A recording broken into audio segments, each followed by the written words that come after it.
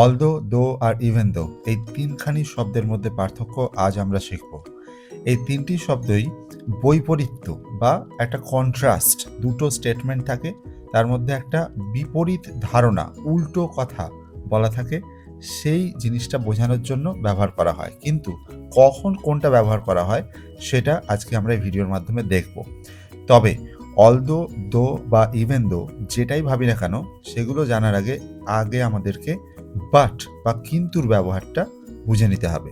এখানে কয়েকটি বাক্য লেখা আছে, তাড়াতাড়ি দেখব।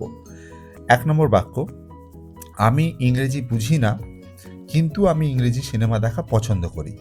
এর ইংলিশটা কি হবে? I don't understand English but I love to watch English movies. তো এই কিন্তুর জন্য এখানে আমরা বাট কথাটা ব্যবহার করলাম। ২ নম্বর সেন্টেন্স, আমি তোমাকে বিশ্বাস করি কিন্তু তুমি আমাকে বিশ্বাস করো না। এর English, I trust you but you don't trust me. এখানেও এই কিন্তুর জন্য আমরা বাট কথাটা ব্যবহার করছি। নেক্সট, তোমার প্রস্তাবটি ভালো কিন্তু এটি আমার প্রয়োজন নেই। Your offer is good but I don't need it. এখানেও তাই, যাত্রাটি দীর্ঘ ছিল কিন্তু এটি ক্লান্তিকর ছিল না।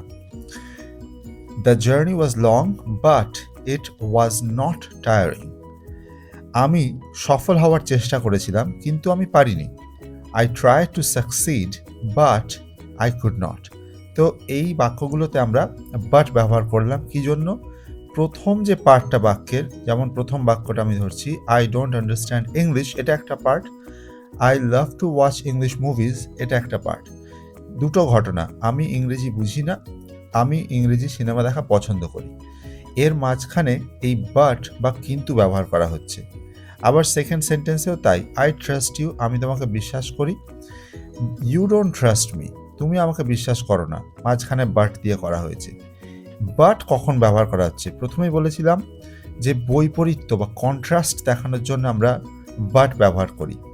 এখানে লেখা হয়েছে বাট ব্যবহার করা হয় কন্ট্রাস্ট বা বৈপরীত্য দেখাতে, বাট এর আগের অংশ ও পরের অংশের ওপর সমান গুরুত্ব দেওয়া হয়। যেমন এখানে সেন্টেন্স ছিল, আই ডোন্ট আন্ডারস্ট্যান্ড ইংলিশ, আমি ইংরেজি বুঝি না।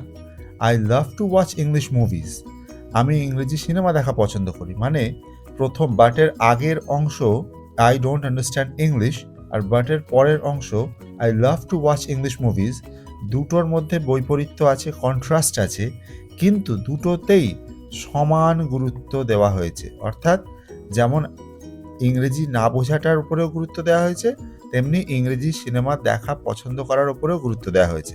ঠিক সেই রকম আই ট্রাস্ট ইউ এই পার্টটার উপরেও গুরুত্ব দেওয়া হয়েছে, ইউ ডোন্ট ট্রাস্ট মি এই পার্টটার উপরেও গুরুত্ব দেওয়া হয়েছে। ইয়োর অফার ইজ গুড এই পার্টটার উপরেও গুরুত্ব দেওয়া হয়েছে, আই ডোন্ট নিড ইট এই পার্টটার উপরেও গুরুত্ব দেওয়া হয়েছে। দ্য জার্নি ওয়াজ লং এইটাও যেমন সমান গুরুত্ব পাচ্ছে, ইট ওয়াজ নট টায়ারিং এটাতেও সমান গুরুত্ব পাচ্ছে। আই ট্রাই টু সাকসিড এটাতেও যেমন সমান গুরুত্ব পাচ্ছে, আই কুড নট এটাতেও সমান গুরুত্ব পাচ্ছে। তো আমরা বুঝলাম যে বাট কখন ব্যবহার করা হচ্ছে। বাট ব্যবহার করা হচ্ছে বৈপরীত্য বোঝাতে, কিন্তু আগের অংশ ও পরের অংশের ওপরে সমান গুরুত্ব দেওয়া হচ্ছে। এইখান থেকে আমি যাব পরের পার্টে, যেখানে অলদো এবং দোয়ের ব্যবহারটা আমরা দেখব। কেমন সেই অলদো আর দোয়ের ব্যবহার? একই ধরনের, প্রায় একই ধরনের বাক্য ব্যবহার করা হয়েছে, দেখে নেওয়া যাক। প্রথম বাক্য, যদিও আমি ইংরেজি বুঝি না তবুও আমি ইংরেজি সিনেমা দেখা পছন্দ করি। ওখানে কিন্তু ব্যবহার করেছিলাম, এখানে যদিও তবুও ব্যবহার করা হচ্ছে। যদিওর জন্য আমরা প্রথম বাক্যের ইংরেজিটা দেখে নিই। Although I don't understand English, comma I love to watch English movies. যদিওর জন্য অলদো ব্যবহার করা হলো, আই ডোন্ট আন্ডারস্ট্যান্ড ইংলিশ আমি ইংরেজি বুঝি না, comma I love to watch English movies. এখানে একটা দেখার বিষয়, এই যদিওটার জন্য অলদো ব্যবহার করা হচ্ছে, কিন্তু এই তবুও, কমার পরে যে তবুও বসছে, এর জন্য এখানে কিন্তু কিছু ব্যবহার করা হয়নি, প্রয়োজন পড়ে না। নেক্সট বাক্য, যদিও আমি তোমাকে বিশ্বাস করি তবুও তুমি আমাকে বিশ্বাস করো না। Although I trust you you don't trust me. এখানেও সেম অলদো ব্যবহার করা হয়েছে। যদিও তোমার প্রস্তাবটি ভালো তবুও এটি আমার প্রয়োজন নেই। Although your offer is good I don't need it. যদিও যাত্রাটি দীর্ঘ ছিল তবুও এটি ক্লান্তিকর ছিল না। Although the journey was long, it was not tiring. আর 5 নম্বর বাক্য, যদিও আমি সফল হওয়ার চেষ্টা করেছিলাম তবুও আমি পারিনি। Although I tried to succeed, I could not. এই সবকটি বাক্যই বাট দিয়েও করা হয়েছিল, কিন্তু দিয়েও করা হয়েছিল, এখানে অলদো দিয়ে করা হলো, কিন্তু এটি তফাৎ আছে অলদো আর যদিওর মধ্যে। কি সেই তফাৎ? অলদো দিয়ে বাক্য শুরু করলে তবুওর জন্য বাট ব্যবহার করা হয় না। এখানে আমি আগেই দেখিয়ে দিয়েছি, এই কমাগুলোর পরে আমাদের মনে হতে পারে যে কিছু একটা দিই, কিন্তু কিছু দেওয়ার দরকার নেই। আর কি, অলদো দিয়ে শুরু হওয়া বাক্যের দ্বিতীয় অংশে বেশি গুরুত্ব দেওয়া হয়, প্রথম অংশে কম গুরুত্ব দেওয়া হয়। বাক্যগুলো দেখলেই বোঝা যাবে। এই যে প্রথম বাক্যটি, আবার বলছি, although I don't understand English, যদিও আমি ইংরেজি বুঝি না, I love to watch English movies. এই যে অলদোর পরের প্রথম অংশ যেটা, আই ডোন্ট আন্ডারস্ট্যান্ড ইংলিশ, এটাও যেমন একটা fact, I love to watch English movies এটা একটা ফ্যাক্ট, কিন্তু এই ফার্স্ট পার্টের চেয়ে সেকেন্ড পার্টের ওপরে অলদো দেওয়া বাক্যে বেশি গুরুত্ব দেওয়া হয়, ফার্স্ট পার্টে কম গুরুত্ব দেওয়া হয়। যেমন পরের বাক্যটি, although I trust you, you don't trust me, যদিও আমি তোমাকে বিশ্বাস করি তুমি আমাকে বিশ্বাস করো না। এই প্রথম অংশে কম গুরুত্ব, ইউ ডোন্ট ট্রাস্ট মি এই অংশে বেশি গুরুত্ব দেওয়া হয়েছে। অলদো দিয়ে বাক্য শুরু হলে এইভাবেই তৈরি হয়, বাট দিয়ে শুরু হলে যেমন প্রথম অংশ এবং দ্বিতীয় অংশের ওপরে সমান গুরুত্ব থাকতো, অলদো দিয়ে কিন্তু তা নয়।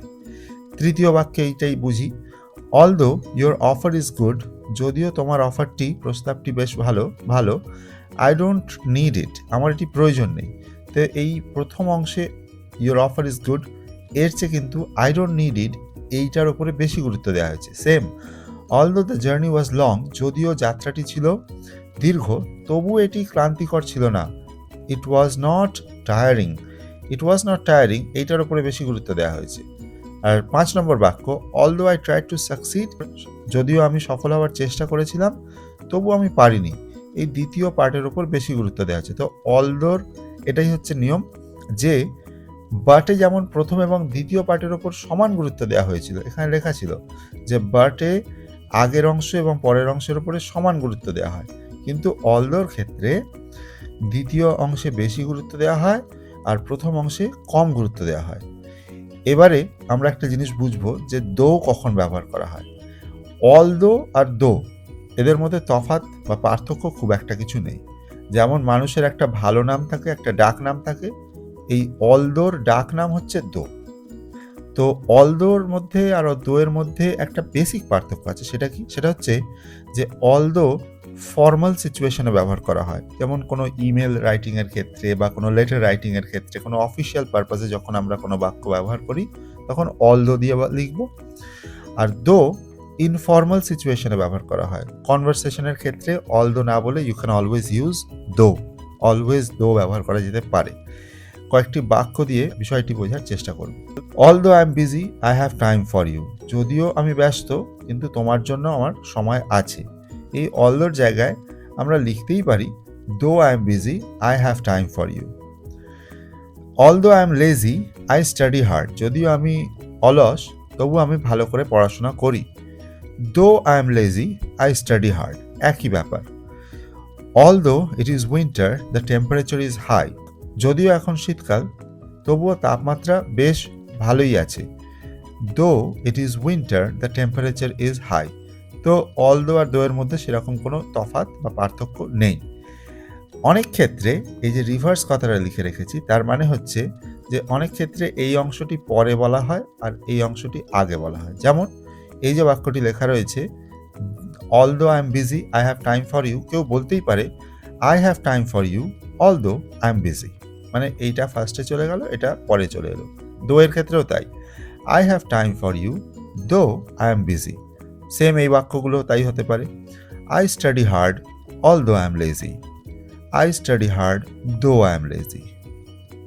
The temperature is high although it is winter. The temperature is high though it is winter. তো although আর though এর মধ্যে সেই অর্থে কোনো পার্থক্য নেই। এর পরে যেটা আমাদের দেখার বিষয় সেটা হচ্ছে even though। এটা কিন্তু বেশ মজার জিনিস। যেমন হয় না যে কোনো ওষুধের ডোজ থাকে, কোনো কম পাওয়ারের ওষুধ থাকে, অনেক সময় বেশি পাওয়ারের ওষুধ থাকে। তো ইভেন দো হচ্ছে এই অলদো আর দো এর চেয়ে বেশি পাওয়ারের ওষুধ। মানে ইভেন দোকেও ব্যবহার করা হয় যদিও অর্থে কন্ট্রাস্ট বোঝাতে, কিন্তু অলদো ও দো এর তুলনায় বেশি জোর দিয়ে বিষয়টির গুরুত্ব বৃদ্ধি করে। একই ব্যাপার, দ্বিতীয় পার্টের ওপরেই বেশি জোর পড়বে, কিন্তু অলদো বা দো দিয়ে যতটা আমরা গুরুত্ব বোঝাতে চাই, ইভেন দো দিয়ে তার চেয়ে বেশি গুরুত্ব বোঝানো হয়। বাক্য দেখলে বিষয়টি ক্লিয়ার হবে। প্রথম বাক্য, যদিও দুর্ঘটনাটি বেশ বড়সড় ছিল, তবুও আমার কোনো আঘাত লাগেনি। Even though the accident was major, I didn't get any injury. এক্ষেত্রে ইভেন দো দিয়ে বাক্য আমরা বানিয়েছি।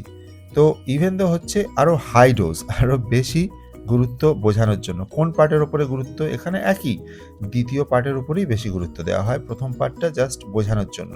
দ্বিতীয় বাক্যের উদাহরণে আসি, যদিও আমি এত সৎ, তবুও লোকে আমাকে বিশ্বাস করে না। Even though I am very honest, people don't trust me. Even though দিয়ে বাক্য শুরু, সেকেন্ড পার্টের উপর বেশি গুরুত্ব দেওয়া হচ্ছে ইভেন দো। 3 নম্বর, যদিও সে ক্লান্ত ছিল, তবুও সে কাজটি করার জন্য রাতে জেগেছিল।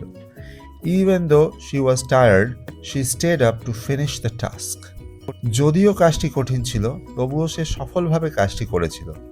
ইভেন দো the task was difficult, he completed it successfully. যদিও বৃষ্টি হচ্ছিল, তারা সিদ্ধান্ত নিয়েছিল খেলা চালিয়ে যাওয়ার। Even though it was raining, they decided to carry on the match. তো এই হচ্ছে ইভেন দোর ব্যাপার। এখানে তাহলে আমরা বুঝতে পারলাম কি, অলদো আর দো অলমোস্ট সেম ইন্টেন্সিটি দিয়ে বাক্য বোঝাচ্ছে, কিন্তু ইভেন দো হচ্ছে আরও বেশি। তো ইভেন দোকে আমরা অলদো বা দো এর চেয়ে বড় হাই ডোজের ওষুধ বলে ভাববো। তিনটেই যদিও অর্থে ব্যবহার করা হয় এবং তিনটের ক্ষেত্রেই বাক্যের প্রথম অংশের চেয়ে দ্বিতীয় অংশের উপরে বেশি গুরুত্ব আরোপ করা হয়। এই হচ্ছে ইভেন দো, অলদো আর দো এর খেলা। আশা করি ব্যাপারটি পরিষ্কার করে বোঝা গেছে। ধন্যবাদ।